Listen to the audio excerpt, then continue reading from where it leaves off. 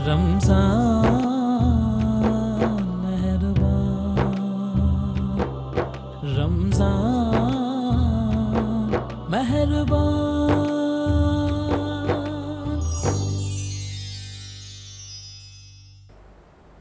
बिस्मिल्लाहिर्रहमानिर्रहीम, अस्सलाम वालेकुम। प्रोग्राम सिटी क्लिनिक में मैं हूं आपकी होस्ट अना यूसुफ। रहमत और बरकतों का महीना है और अल्लाह ताला की रहमतें इतनी खूब बरस रही हैं कि मौसम इस कदर खुशगवार हो गया है कि रोज़ेदारों के लिए अच्छी खबर भी साथ साथ यही है कि मौसम जो है मज़ीद भी आगे भी 2-3 दिन ऐसे ही खुशगवार रहने वाला है। तो रोज़ेदार खुश हो जाएँ, अच्छे मौसम में वो अब आसानी से रोज़ा रख सकेंगे। गर्मी की शिद्दत में खासी कमी आ गई। अगर आज मौसम की बात की जाए तो सुबह से बारिश के बाद मौसम खासा ठंडा देखने में आ रहा है। प्रोग्राम का बाकायदा आगाज़ करेंगे रोज़ाना की तरह। आज भी हमारे साथ अपनी फील्ड के माहिर डॉक्टर मौजूद होंगे जिनसे हम बहुत सी बातें जानेंगे। लेकिन सबसे पहले मैं आपको बताती चलूँ कि आप प्रोग्राम में कैसे शामिल होंगे। हमें टेलीफोन कॉल कीजिए, हमारा नंबर है 0333121418। इस पर आप कॉल कर सकते हैं और जो भी आप पूछना चाह रहे हैं पूछ सकते हैं। आज स्टूडियो में हमारे साथ मौजूद हैं डेंटिस्ट सैयद नौमान जाहिद हैं, जिनसे हम कॉमन जो इश्यूज़ हैं डेंटल वो डिस्कस करेंगे। इसके साथ साथ रमज़ान से रिलेटेड क्या इश्यूज़ हो सकते हैं और उनको किस तरह से हल किया जा सकता है इस बारे में बात करेंगे। अस्सलाम वालेकुम डॉक्टर साहब। जी वालेकुम सलाम। क्या हाल चले डॉक्टर साहब? ठीक ठाक, फर्स्ट क्लास। रमज़ान का महीना है, रोज़े कैसे गुजरे हैं आप? जी अल्हम्दुलिल्लाह बिल्कुल ठीक ठाक। आपकी बात जिस तरह के मौसम इतना जून में ऐसा मौसम एक्सपेक्टेड नहीं थे, बिल्कुल बिल्कुल, तो अल्लाह ताला का ब्लेसिंग ही है। बिल्कुल, क्योंकि गर्मी इतनी शदीद थी और रोज़ेदार तो खासे परेशान दिखाई दे रहे थे कि रोज़े कैसे गुजरेंगे। रोज़ों के शुरू होते ही था कि गर्मी में रोज़े कैसे रखे जाएंगे, लेकिन खासा मौसम बेहतर हो गया है, रोज़े आसानी से रखे जाएंगे। अच्छा डॉक्टर साहब, मैं आपसे कुछ रमज़ान के हवाले से बात का आगाज़ करूँगी। रमज़ानुल मुबारक का महीना है, हम सबसे पहले पानी बहुत कम पीते हैं, ऐसे ही तो हमारा ड्राइनेस माउथ में हो जाती है, उससे बहुत से इश्यूज़ होते हैं। बिल्कुल स्मेल आती है, इसके साथ साथ जो है प्यास बहुत ज़्यादा लगती है और उसके बाद जब हम सहरी के बाद ब्रश करते हैं फ़ौरन तो फेस ड्राई हो जाता है, उससे बहुत से मसाइल होते हैं। क्या कहेंगे आप इस बारे में? आपकी मतलब कि अगर हम इसको बेसिक से अंडरस्टैंड करें कि रमज़ान है जिसके अंदर हमने तकरीबन 15-16 आवर्स 15-16 घंटे कुछ खाए पिए बगैर रहना है। ज़्यादा इसके अंदर गर्मियों में कंट्रीब्यूशन है कुछ पिए बगैर, यानी कि आप डिहाइड्रेशन की तरफ जा रहे हैं। जब आप एक डिहाइड्रेशन की तरफ जा रहे हो तो नॉर्मल मैकेनिज़्म थोड़ा सा वेरी कर जाता है। वेरी किस तरह कि अगर हम नॉर्मल रूटीन में खाना पीना चलता रहता है, पानी का इंटेक होता रहता है, एक नेचुरल क्लिनजिंग होती रहती है, वो चीज़ इसमें कॉम्प्रोमाइज़ हो जाती है। उसके अंदर बहुत ज़्यादा इशू जो कि हम नॉर्मल डेज़ में शायद निगलेक्ट हो जाता है कि मुंह से स्मेल आना। इस एरा में के अंदर जो 15-16 घंटे हैं एक कॉमन कंप्लेन आती है। उसकी वजह सिर्फ उसके मल्टीपल इश्यूज़ हैं जिसको हम समझ सकते हैं, जिसके ऊपर हम कुछ वर्कआउट करके उनको हम ओवरकम कर सकते हैं, अपने आप को कंफर्टेबल कर सकते हैं।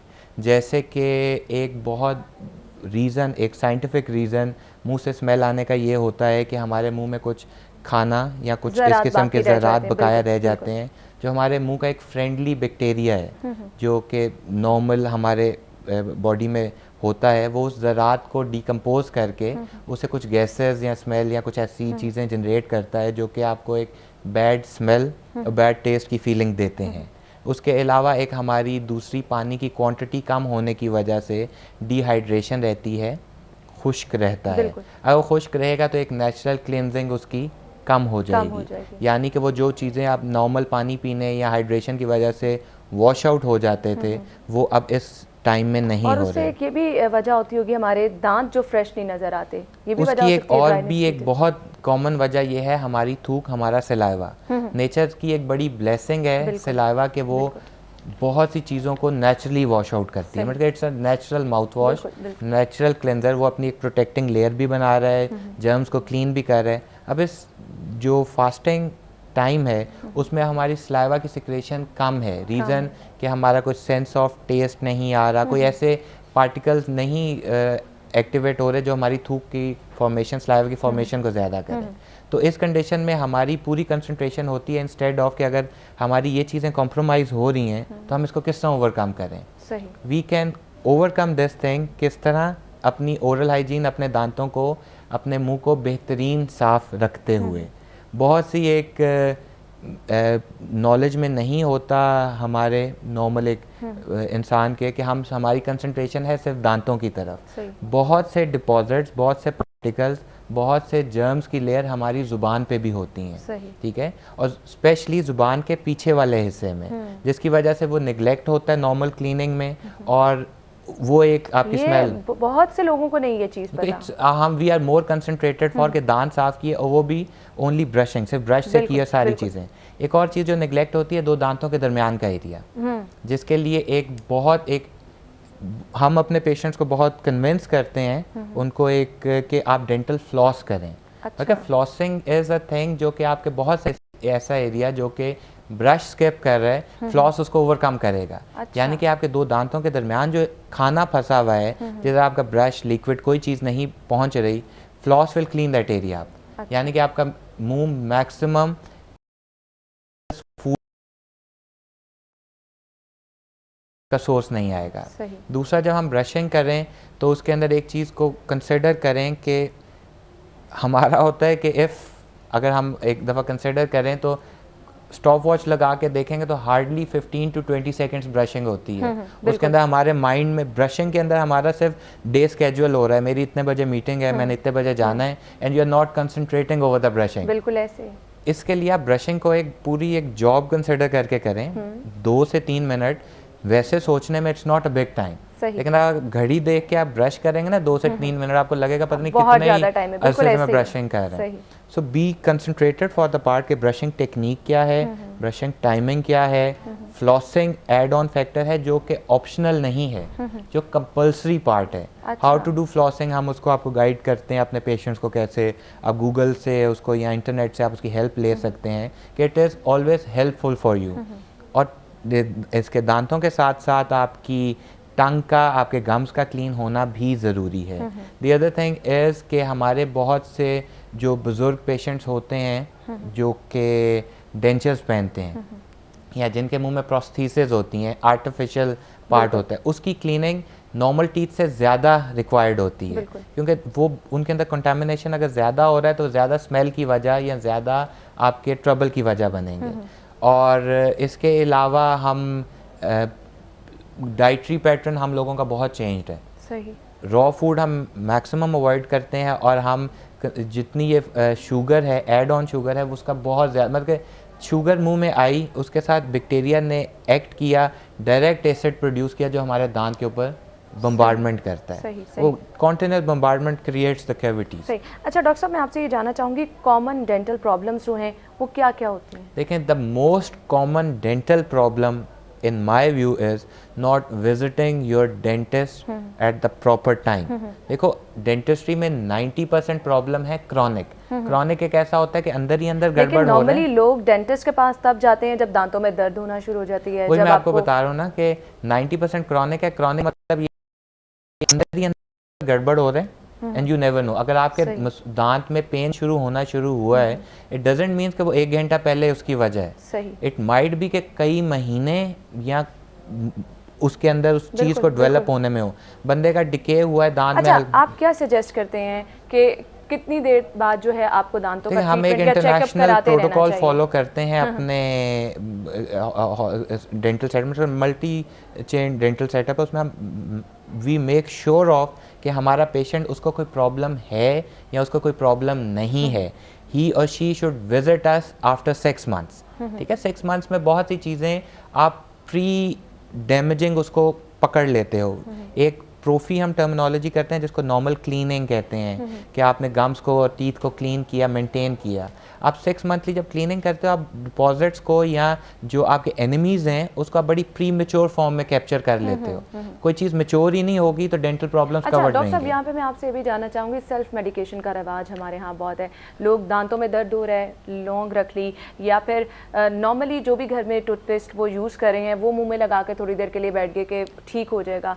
तो ये किस हमारे यहाँ एक बड़ा एक ब्लेसिंग है या एक बड़ा प्रॉब्लम है, ये है कि हमारे यहाँ बहुत सी चीज़ें विदाउट प्रिस्क्रिप्शन अवेलेबल होती हैं। मिसाल के तौर पे अगर मेरे वाले साहब को कोई प्रॉब्लम हुआ दांतों का, आज से 20 साल पहले उन्होंने अपने किसी डेंटिस्ट को दिखाया, उन्होंने फॉर द टाइम बिंग उन्हें कोई मेडिसिन प्रिस्क्राइब की, वो नस्ल दर नस्ल चलती रहती है बिल्कुल। कि मैं I will not name medicine, लेकिन कुछ होता है कि कोई प्रॉब्लम आप ABCD मेडिसिन यूज़ करें विच ओवरकम द सिम्टम्स, जो आपकी जो पेन है या सेंसिटिविटी है उसको ख़त्म करती हैं, वजह ख़त्म नहीं होती। यही वजह ये है कि हमारे पास जब पेशेंट पहुंचता है बहुत सा तो बहुत सीवियर प्रॉब्लम्स में पहुंचता है, यानी कि जिस कंडीशन में उनकी प्रॉब्लम्स को कंट्रोल किया जा सकता था उसमें सेल्फ मेडिकेशन या टोटकों के ज़रिए आपने उसको सिर्फ सिम्टम्स को ख़त्म किया, उसके सोर्स को, उसकी वजह को ख़त्म नहीं किया। वो वजह अंदर ही अंदर चीज़ों को डैमेज करती है। तो बहुत सी ऐसी चीज़ें जो सिंपल क्लीनिंग या सिंपल फिलिंग से कवर हो सकती हैं या मेंटेनेंस से कवर हो सकती हैं, वो रूट कैनाल्स तक, एक्सट्रैक्शंस तक और मेजर इश्यूज तक चली जाती हैं। सही डॉक्टर साहब, अभी वक्त हुआ एक ब्रेक का। ब्रेक से बाद हमने आपसे बात करनी है स्मोकिंग के हवाले से। जो लोग स्मोकिंग करते हैं, इसके साथ साथ शीशा स्मोकिंग जो है वो बहुत ज़्यादा हमारी यंग जो जनरेशन है उसमें आम हुई है। इससे क्या नुकसान होते हैं और इससे प्रॉब्लम्स क्या होती हैं, इस पर बात करेंगे। लेकिन नाज़रीन अभी एक ब्रेक लेंगे, हमारे साथ रहिए। रमज़ान मेहरबान। वेलकम बैक नाज़रीन, हम बात कर रहे हैं डेंटल प्रॉब्लम्स क्या क्या होती हैं, क्या क्या हो सकती हैं, इनको किस तरह से हल किया जा सकता है। आप भी प्रोग्राम में शामिल हो सकते हैं और अगर इस बारे में कुछ जानना चाहते हैं तो सवाल कर सकते हैं। हमारा नंबर है 033312111418। अगर इससे रिलेटेड आप कोई सवाल करना चाहते हैं, डॉक्टर साहब हमारे साथ मौजूद हैं, आपके सवाल का जवाब देंगे। डॉक्टर साहब, ब्रेक से पहले हम कॉमन प्रॉब्लम्स की बात कर रहे थे, तो मैं आपसे पूछना चाह रही थी वो लोग जो स्मोकिंग करते हैं उनको किस तरह से, उनके टीथ को किस तरह से इफेक्ट करती है स्मोकिंग? देखिए, स्मोकिंग इटसेल्फ उसके बहुत मल्टीपल डिसएडवांटेज हैं। Starting not only for the teeth, it is मतलब कि हेल्थ पॉइंट ऑफ व्यू से वो एक डैमेजिंग पार्ट है। टू स्टार्ट विद, एक आप कहो कि आप स्मोकर जब इनहेल करता है थ्रोट में, लंग्स में, निकोटीन और सारे जो केमिकल्स हैं वो अपनी लेयर बनाते हैं, which is the reason for bad smell. ठीक है, एक उनकी बाकी ट्रबल्स करता है। मुंह के अंदर stains is one of the common complain of patients के स्टेनिंग के लिए बहुत होते हैं, but that is least bothered thing. Smoking के या कोई भी चूएबल टोबैको है उसके और इतने नुकसानात हैं कि आपकी फाइब्रोसिस करते हैं, मतलब कि आपकी एक नेचुरल जो मुंह की लाइनिंग है, मसूड़े की जो फॉर्म है उसको चेंज करते हैं। उसके अलावा आपकी सलाइवा की सिक्रीशन को कम करते हैं। कंटिन्यूस डैमेज के साथ वो बहुत माइनर से बहुत वर्स प्रॉब्लम्स को लेके जाते हैं। तो थिंग इज़ कि आपकी जिस तरह फाइब्रोसिस हो गई, खून की सप्लाई कम हो गई, थूक की सप्लाई कम हो गई, तो ऑटोमेटिकली चीज़ें फिर आपको डैमेजिंग, नेचुरल पार्ट को आपने डैमेज किया, नेचुरल क्लीनिंग मैकेनिज्म को डैमेज किया, दांतों के डैमेज होना उसी तरह बढ़ गया, कैविटीज़ या सारी चीज़ें उसी तरह वो नुकसान की तरफ जाती हैं। Only not the stains. सही। अच्छा डॉक्टर साहब, मैं आपसे जानना चाहूँगी, कुछ लोगों को गम्स की स्वेलिंग का बहुत ज़्यादा इशू होता है। रमज़ान का महीना है, रोज़ा रखने में बहुत मुश्किल होती है। आपकी गम्स अगर स्वेल हुए हो तो मुंह अंदर से आपका ड्राई रहता है और बहुत ज़्यादा, इसकी वजूहात क्या होती है? कि एक 6 मंथ क्लीनिंग बहुत कंपल्सरी कंसिडर की जाती है और हम बहुत एम्फसाइज़ करते हैं अपने पेशेंट्स को कि आप क्लीनिंग करो। एक कोई वैसे हो गया जिस तरह के कोई प्रेग्नेंट फीमेल में एक बहुत कॉमन होता है कि बॉडी हार्मोनल चेंजेस हो रही होती हैं, उसमें गम्स भी स्वेल करते हैं, that is a separate thing. लेकिन आप जब सफाई सुथराई 6 मंथली करवाते रहते हो, फ्लॉसिंग रेगुलर करते रहते हो, तो आपको मसूड़ों की, गम्स की प्रॉब्लम्स कंट्रोल्ड रहती हैं। ठीक है, आपको प्रॉब्लम नहीं होता। लेकिन अगर हो रहा है तो उसका क्या क्विक रेमेडी है? You need to see your dentist. जैसे ही डेंटिस्ट उसको असेस करेगा, रीज़न को देखिए, मैं आपको वही एक लोगों को मैसेज कन्वे करना ये है कि सिम्टम से ज़्यादा उसकी वजह को पकड़ें। बिल्कुल। गम सूजा हुआ है, कोई भी मेडिसिन ली, कोई भी नुस्खा लिया, कोई भी आपने उसके माउथ वॉश यूज़ किया, वो सेटल हो गया, उसके सूजने की वजह ख़त्म नहीं हुई, सिर्फ उसकी प्रेजेंटेशन खत्म हो और वो अगली दफ़ा और ज़्यादा वर्स होके आएगा। सो आप उसकी मेन वजह को ओवरकम करें, विच इज़ कि अगर उसके अंदर प्लाक, कैलकुलस डिपॉजिट्स हैं जो मसूड़े को इरिटेट कर रहे हैं, अपनी रेगुलर क्लीनिंग करवाएं। कोई दांतों में ऐसा ओवरहैंगिंग पार्ट है जो खाने की रिटेंशन को कर रहे हैं, अब उस फिलिंग को या उस प्रोस्थेसिस को, जो भी ब्रिज डेंचर जो भी उसको ठीक जरूरी डॉक्टर साहब ये है, नाज़रीन को भी यही कहना चाहेंगे कि प्रॉपर टाइम पे आपको डॉक्टर के पास जाना चाहिए, अच्छे डॉक्टर के पास जाना चाहिए ताकि बर वक्त आपका इलाज हो सके। अच्छा डॉक्टर, सेंसिटिविटी एक बहुत बड़ा इशू है दांतों से रिलेटेड। चू करने में लोगों को प्रॉब्लम होती है और दांत बहुत ज़्यादा गम्स, दोबारा से मैं कहूँगी, सेंसिटिव हो जाते हैं। बिल्कुल ठीक है। उसकी क्या वजह होती है? मेंटेनेंस नहीं है प्रॉपर उसका। मतलब कि कुछ तो एक हो गया ना, बहुत से लोगों के अंदर सेंसिटिविटी की एक बहुत कॉमन वजह है, उनकी ब्रशिंग बहुत अच्छा। एग्रेसिव होती है। अच्छा। यानी कि आप बहुत हार्ड ब्रश होते हैं और आपका होता है कि यार मुझे ये स्टेन आ गया, कुछ हो गया, आप यू ट्राई योर बेस्ट कि आप फुल प्रेशर के साथ दांत चमकाने की कोशिश करते हो। अच्छा, कुछ लोग होते हैं उनका ये भी मानना है कि ब्रश जो है वो थोड़ा सा हार्ड होना चाहिए। Not exactly. अच्छा। दांतों की एनाटमी, दांतों की शेप ऐसी नहीं है कि हार्ड सरफेस उसको कवर करे। आप अपने दांतों को अगर नोटिस करो तो कर्वेचर्स में है। बिल्कुल। हार्ड सरफेस हमेशा कर्व्ड पार्ट को स्किप कर देगी। आपके ब्रिस्टल्स इतने कंफर्टेबली सॉफ्ट होने चाहिए कि वो पूरे दांत को अडॉप्ट करे ताकि पूरी क्लीनिंग हो।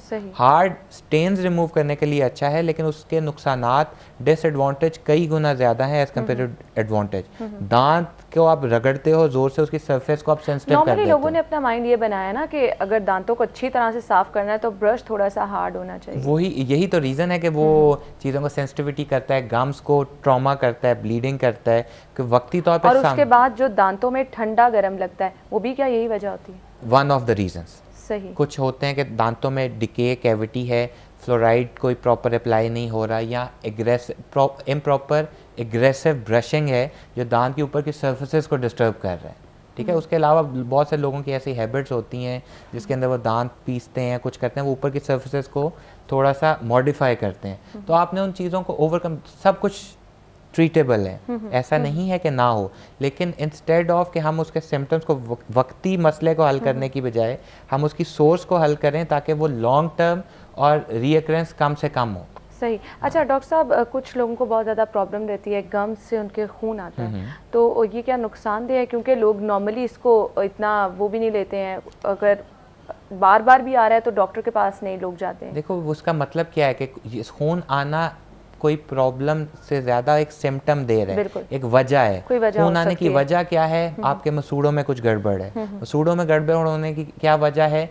आया सफाई प्रॉपर नहीं है, या आपकी पॉकेट ऐसे, मतलब कि हर एक की वेरीड पार्ट है ना। आपकी ब्रशिंग प्रॉपर नहीं है, मेंटेनेंस प्रॉपर नहीं है। अगर हम, it's a very common thing कि हम एक चीज़ कहते हैं कि भाई एक हम क्लीनिंग करवाते हैं, जिस तरह एक बहुत होता है स्केलिंग, जिसको एक टर्मिनोलॉजी यूज़ किया जाता है। लोगों का बड़ा है कि वो चीज़ों को बहुत ज़्यादा डैमेज कर देती है और हमारे दांतों को, बल्कि लोग डरते हैं कि स्केलिंग और क्लीनिंग जो है हम नहीं करवाएंगे, उससे आपके नॉर्मली दांत आते हैं मुंह में, एवरेज परमानेंट दांत, पक्के दांत 6 से 7 साल की उम्र में आना शुरू होते हैं। आप डेंटिस्ट को, बहुत से लोग जो ये कंप्लेन करते हैं कि हमारे दांत सेंसिटिव हो जाते हैं या हिलना शुरू हो जाते हैं, और डेंटिस्ट के पास दांतों को चेक करवाने ही आफ्टर देयर 30s और मिड 40s में जाते हैं। यानी कि वो 20-25 साल से दांत निगलेक्टेड है।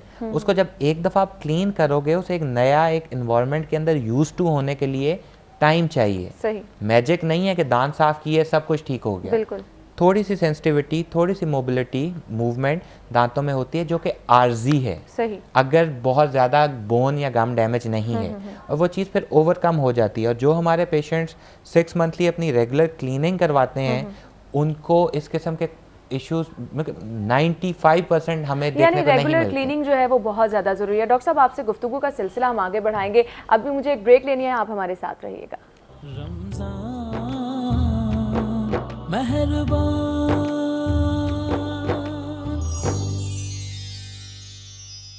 वेलकम बैक नाज़रीन। डॉक्टर साहब हमारे साथ मौजूद हैं और दांतों से रिलेटेड क्या क्या प्रॉब्लम्स हो सकती हैं, उनका हल क्या है, हम इसी पे बात कर रहे हैं।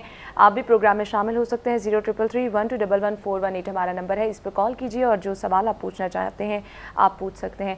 डॉक्टर साहब, अभी एकदम से मेरे जहन में ये चीज़ आई है कि मीठा बिल्कुल मना कर दिया जाता है कुछ लोगों को कि दांतों के लिए बिल्कुल अच्छा नहीं है। ठीक है। तो उसकी क्या वजह है? क्या बिल्कुल भी नहीं खाना चाहिए मीठा, या ज़्यादा मीठा अवॉइड करना चाहिए? एक लिमिट है ना। मीठा एक होता है एडेड शुगर, एक चीनी की मीठा तो आपके फ्रूट्स में भी है, आपकी बहुत सी ऐसी चीज़ें जो आपको फ़ायदा पहुंचा रही हैं, और उनमें मीठे का कंटेंट उसको नहीं अवॉइड कर सकते। जिस तरह बच्चे बहुत ज़्यादा चॉकलेट्स, टॉफियाँ, वो एक आपकी ऐसी, मतलब वो it is just a shortcut कि बच्चे को आपने बहलाना है तो आप उसको चॉकलेट दे दो, चॉकलेट्स दे दो।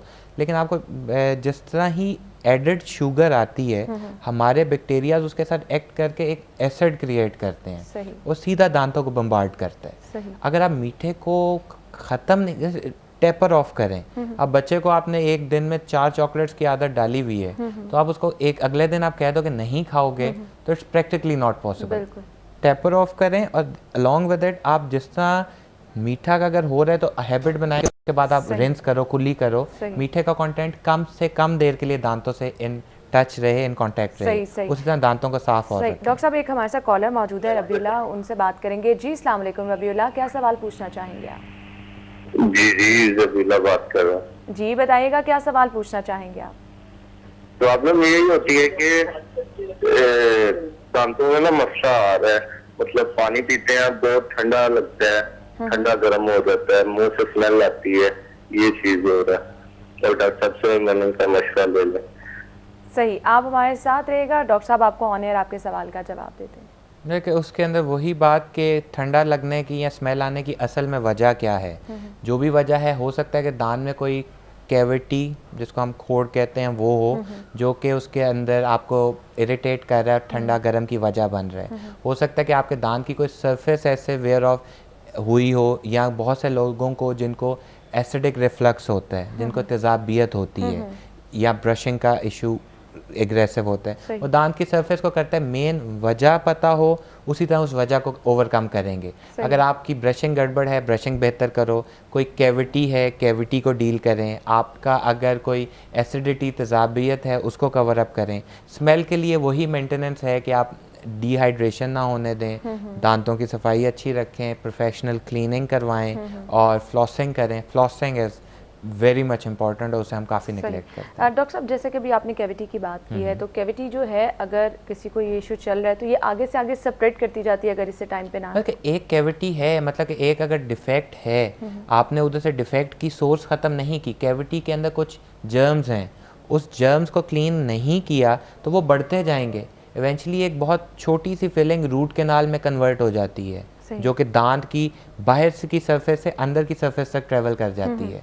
उसमें भी बहुत से निगलेक्टेड पार्ट, जो दांत एक आप बचा सकते हो, वो दांत निकालने की नौबत आ जाती है। सो बहुत सी चीज़ों को टाइमली कैप्चर या डील ना करने की वजह से मसाइल बढ़ते हैं। बिल्कुल बिल्कुल। अच्छा डॉक्टर साहब, मैं कुछ जानना चाहूँगी, कुछ लोगों के गम्स जो हैं वो ब्लैक हो जाते हैं, उसके लिए अगर क्या उसका हल होना चाहिए, क्योंकि कुछ लोग घरेलू टोटके भी इस्तेमाल करते हैं इसके लिए। गम्स ब्लैक के अंदर उसकी मल्टीपल वजूहात होती हैं। स्मोकर्स के होते हैं, आयरन इनटेक जिनका ज़्यादा होता है, उनकी स्टेनिंग होती है, मतलब हम इसको गम स्टेनिंग कहते हैं। इसके अंदर कुछ डाइटरी पार्ट हो गया, आपकी लाइफस्टाइल होगी, सारी ये चीज़ें हुई। उसका ट्रीटमेंट है, मतलब कि आप उसको डेंटिस्ट, जो हमारे पेरियोडोंटिस्ट, जो गम्स स्पेशलिस्ट हैं, they are train to deal with these things. जिस तरह उसको पील ऑफ करते हैं या क्लीन अप करते हैं, वो एक फ्रेश पिगमेंटेड पिंक आपके चीज़ें आती हैं, प्रॉपर प्रोसीजर। लेकिन अगर आप उसको प्रॉपर सोर्स से ख़त्म करते हैं, लेकिन अगर आपने अपनी हैबिट्स या उस चीज़ों को नहीं छोड़ा तो वो चीज़ें रीडेवलप होंगी। सही। अच्छा डॉक्टर साहब, मैं आपसे कुछ ब्रेसेस के हवाले से जानना चाहूँगी कि कब कब इसकी ज़रूरत पड़ती है, और जो लोग ब्रेसेस लगवा लेते हैं, कुछ लोग परमानेंट लगवाते हैं और कुछ लोग वो टेम्प्रेरी ब्रेसेस भी। लेकिन उसके लिए एक मतलब एक स्पेसिफिक फील्ड है जिसके स्पेशलिस्ट हैं, जिसको हम ऑर्थोडोंटिस्ट कहते हैं। अच्छा। अब ऑर्थोडोंटिस्ट का काम है कि सिर्फ हमारे इधर मेजर कंसर्न लोगों का है aesthetics, looks. That is not the only concern. Orthodontist आपकी लुक्स के साथ साथ आपकी फंक्शनल पार्ट भी देख रहा होता है। सही। बहुत से लोग जिनके दांत टेढ़े हैं, वो प्रॉपर चुबा नहीं पा रहे होते, प्रॉपर साफ नहीं कर पा रहे होते, तो विद टाइम दांतों का डैमेज एक नॉर्मल स्ट्रेट अलाइन टूथ से कई गुना ज़्यादा होता है। ठीक है, तो आप उसके लिए एक प्रॉपर एज होती है कि मतलब कि आप अपने, जिस तरह हमारे इधर रेगुलर पेशेंट्स अपने रेगुलर टाइमिंग पे आते हैं, हम अपने स्पेशलिस्ट से उनको इन लाइन रखते हैं कि ऑर्थोडोंटिस्ट हमें अकॉर्डिंगली मशवरा देता रहता है कि इसके लिए किस टाइम पे क्या रिक्वायरमेंट है। कि fixed braces we prefer, removable या जो आपके जो इनविजिलाइन टेक्नोलॉजी अब यूज़ हो रही है, वर्ल्ड वाइड हो रही है इधर भी, वो भी केस स्पेसिफिक है, हर बंदा यूज़ नहीं कर सकता। सही। वो बताता है कि आपको किस चीज़ का ज़्यादा एडवांटेज है। सही। अगर आपके ब्रेसेस लग भी गए तो आपने अपने दांतों की हिफाजत नॉर्मल से ज़्यादा बहुत करनी ज़्यादा केयर करनी पड़ती है। और डॉक्टर साहब उसके लिए क्या कोई प्रॉपर तरीका होता है कि इतनी देर बाद आपको पूरी गाइडेंस होती है कि आपने एक डेंटिस्ट को ब्रेसेस के अंदर 4 to 6 वीकली देखना ही देखना है। तो डेंटिस्ट आपको हर दफ़ा मोटिवेट करता रहता है कि how to brush your teeth. अगर उसे कहीं नेग्लिजेंस लगे तो वो आपकी उसको रेमेडिफाई करता है और आपको हेल्प आउट करता है कि आप उसको किस तरह मज़ीद इम्प्रूव कर सकते हो। मतलब अच्छा। एक रेगुलर चेक में आप डेंटिस्ट सही। के। मैं ये भी जानना चाहूँगी जो लोग ब्रेसेस यूज़ कर रहे हैं उनके लिए क्या डाइट भी मतलब स्पेसिफाई कर दी जाती है कि वो Okay, ये चीज़ें खा सकते हैं? और बहुत सी ऐसी चीज़ देखो, शुगर इंटेक तो ब्रेसेस हैं या नहीं है, जो एडेड शुगर तो वैसे ही मना की जाती है। अगर ब्रेसेस हैं तो वो चीज़ें ज़्यादा इफेक्ट करती हैं। अब आपके मुंह में कुछ अप्लायंस लगे हुए हैं तो आपका ईटिंग पैटर्न डिफरेंट होता है, सही। ताकि आप बहुत हार्ड चीज़ को चू नहीं करते या नहीं कर पाते हो, but you eventually get used two of that. सही। अच्छा डॉक्टर साहब, कुछ लोग ब्रेसेस नहीं लगवाना चाह रहे होते तो इसका कोई रिप्लेस भी हो सकता है? देखो, braces is of multiple types. कुछ होते हैं फिक्स्ड, जो कि आपने देखा होगा बहुत से लोगों को मेटल की या सेरामिक की ब्रैकेट्स लगी होती हैं, वायर से उसे मॉडिफाई कर रहे होते हैं। सही। The latest technology is Invisaligns which are doctor साहब एक ट्रांसपेरेंट कॉल ले लें। राबिया कॉलर है एक हमारे साथ। जी अस्सलाम वालेकुम राबिया, क्या पूछना चाहेंगी आप? हेलो जी, अस्सलाम वालेकुम। वालेकुम सलाम। क्या सबसे पहले तो मैं ये कहना चाहूंगी कि आपका प्रोग्राम बहुत इन्फॉर्मेटिव है और वाकई में रमजान में बहुत हेल्पफुल है। तो thank you so much for such a concept, और आप बहुत प्यारी लग रही हैं। Thank you. सवाल क्या और पूछना चाहेंगी आप? दूसरा, मैं डॉक्टर साहब से सवाल ये पूछना चाहूंगी कि जिन मेरे दांत पीले बहुत हैं for no reason, I don't smoke, I don't do anything, लेकिन येलो जो एक चीज है वो खत्म नहीं हो रही है। तो उसके लिए मुझे अगर कुछ होम रेमेडी बता दें, मतलब मेडिसिन के अलावा भी आप कुछ अगर घर पे कर सके, जैसे अक्सर लोग कहते हैं कि लेमन या सॉल्ट यूज कर सकते हैं, तो क्या वो हेल्पफुल होता है? सही। राबिया आप हमारे साथ रहेगा, डॉक्टर साहब आपको ऑन एयर आपके सवाल का जवाब देते हैं। राबिया, उसके अंदर कुछ चीज़ें ये हैं कि हम एशियंस के दांतों का कलर येलो है। We naturally don't have very white teeth, ठीक है। उसके अलावा एक और चीज़ जो हम अपने पेशेंट से डिस्कस करते हैं कि जितना आपका कम्प्लेक्शन फेयर होता है उतने आपके दांत कंपैरेटिवली येलो नज़र आते हैं, एंड वाइस वर्सा। उसकी रेमेडीज़, होम रेमेडीज़ बहुत होती हैं, सब कुछ होती हैं, लेकिन हर चीज़ कंट्रोल्ड होनी चाहिए। अगर हमारे पास घर के अंदर ये है कि हम जितनी मर्ज़ी क्वांटिटी में चीज़ यूज़ करें, बेकिंग सोडा है या कोई ऐसी जिस तरह आपकी ABCD चीज़ें आ जाती हैं, वो फ़ायदे से ज़्यादा उसके नुकसान के चांसेस होते हैं, इसलिए हम इतना उसको बहुत ज़्यादा वो चीज़ों प्रॉपर टाइमिंग में अगर हम ब्रशिंग वगैरह करें तो उससे इस चीज़ को क्या दांतों का कलर चेंज नहीं होता। अगर किसी का टूथ का कलर ही येलो है तो वो येलो ही रहेगा। उसके लिए कुछ ट्रीटमेंट्स हैं, प्रोफेशनल ट्रीटमेंट्स हैं, जिसको हम टीथ वाइटनिंग या ब्लीचिंग का नाम देते हैं, कि जैसा हम नॉर्मल एस्थेटिक वर्क होता है, जैसा कॉस्मेटिक वर्क होता है, उसमें डेंटल कॉस्मेटिक भी होता है। उसमें आप अपने दांतों की वाइटनिंग करवाते हैं, उसको मेंटेन रखते हैं। बहुत से लोगों को उनके वेनरिंग, लैमिनेशन करवाते हैं। So these can be solve. सही। बहुत शुक्रिया डॉक्टर साहब, आपने अपने कीमती वक्त में से वक्त निकाला और बहुत सारी अच्छी बातें नाज़रीन को बताई हैं। नाज़रीन, इसके साथ ही प्रोग्राम का वक्त अपने इख्तिताम को पहुंचा है। मुझे इजाज़त दीजिए और देखते रहिए सिटी 42। रमज़ान मेहरबान।